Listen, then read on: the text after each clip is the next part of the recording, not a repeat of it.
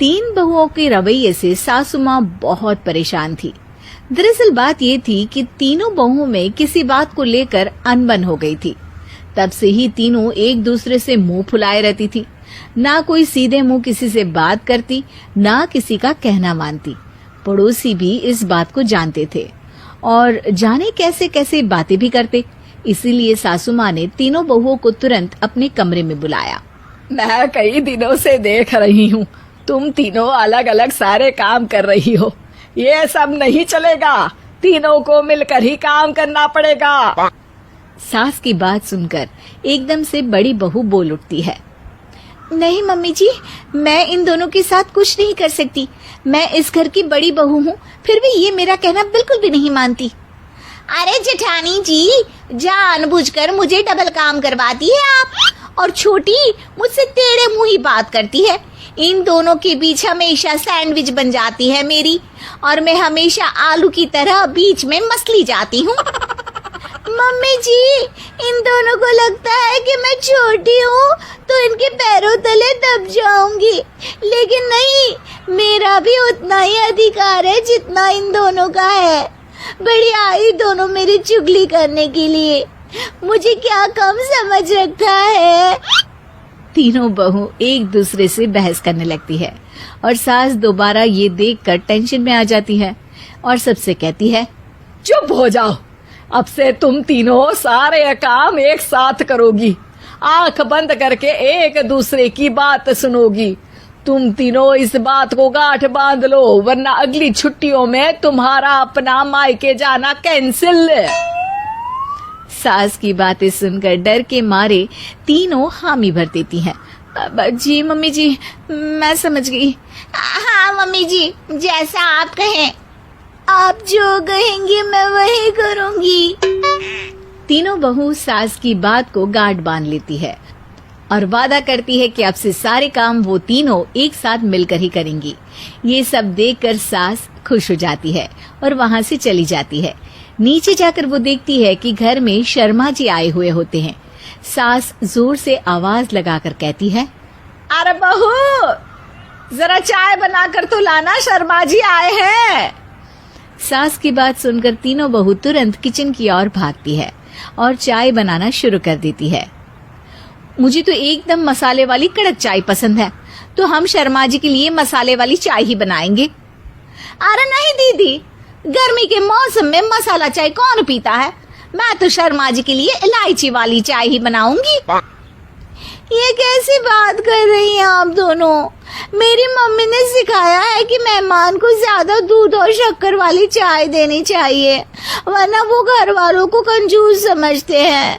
तो मैं तो शर्मा जी को ऐसी ही चाय दूंगी। तीनों बहुएं अपने अपने तरीके से चाय में शक्कर, मसाला, पत्ती सब डाल देती है। उबलने के बाद तीनों मिलकर चाय बाहर लेकर जाती है और शर्मा जी और सासू माँ को देती हैं। चाय पीने के बाद शर्मा जी सासू माँ को देखकर शर्मा जाते हैं और शर्मिंदा महसूस करते हैं कि आखिर उन्होंने चाय पीने के लिए हामी क्यों भरी। सासू माँ भी चाय पीना शुरू करती है और कहती हैं, अरे बहू, ये कैसी चाय बनाई है? चाय है या मीठे दूध की बासुंदी? हाँ, चाय अच्छी नहीं लगी क्या? कोई बात नहीं, हम पराठा बनाकर लाते हैं। चलो चलो अंदर। हाँ हाँ चलो, हाँ आती हूँ मैं भी। नहीं नहीं, मेरा पेट चाय ने ही चौपट कर दिया, वही काफी है। पराठे से पोपट नहीं करवाना, मैं तो चलता हूँ। शर्मा जी चुपचाप पतली गली से निकल जाते हैं। अगले दिन सास बहुओं से कहती है, अरे बहू, जाओ जाके ऊपर के गेस्ट हाउस की सफाई कर दो। कल हमारे यहाँ मेरे दूर के रिश्तेदार आने वाले हैं, तो पूरे कमरे को चमका देना, समझी? तीनों बहू सास की बात को मानकर ऊपर सफाई करने चली जाती हैं और तीनों कमरे की सफाई चालू कर देती है। बड़ी बहू मकड़ी के जाले साफ करती है, तो बीच वाली झाड़ू लगाना और छोटी वाली सर्फ डालकर जमीन धोना शुरू कर देती है।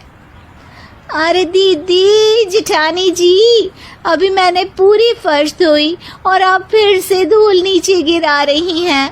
और मछली जेठानी जी, आप बिना झाड़ू की धूल यहाँ छटक रही हैं। अरे तीनों को साफ करना है, एक साथ सफाई करते हैं ना। अरे वही तो, हम साथ साथ हैं, घर साफ साफ है। तीनों बहू ऐसे ही काम में उलझ जाती है और 2 घंटे तक एक ही कमरे की सफाई करती रहती है। बहुत देर से अपनी बहुओं को ना देखने के कारण सास ऊपर कमरे में उन्हें देखने जाती है, लेकिन कमरे में घुसते ही वो गीली फर्श पर फिसलने के कारण नीचे गिर जाती है। ओरी मोरी मैया, हड्डी मरोड़ के रख दी। आए मेरी तो कमर ही टूट गई रे। तीनों बहुएं सास को उठाती हैं और बिस्तर पर सुला देती है। अरे मेरे हाथ पैर दर्द कर रहे हैं, दबा दो आराम मिलेगा। हाँ जी माँ जी।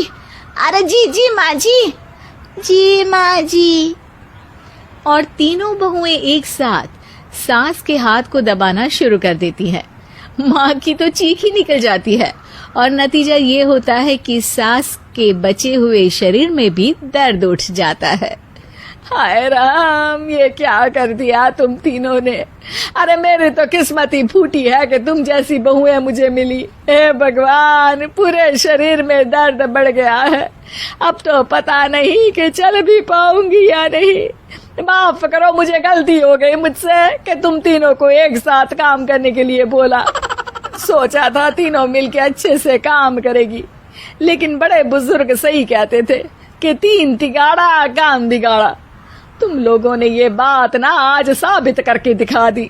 तुम तीनों को तो समझाना यानी मानो भैंस के आगे बीन बजाना है।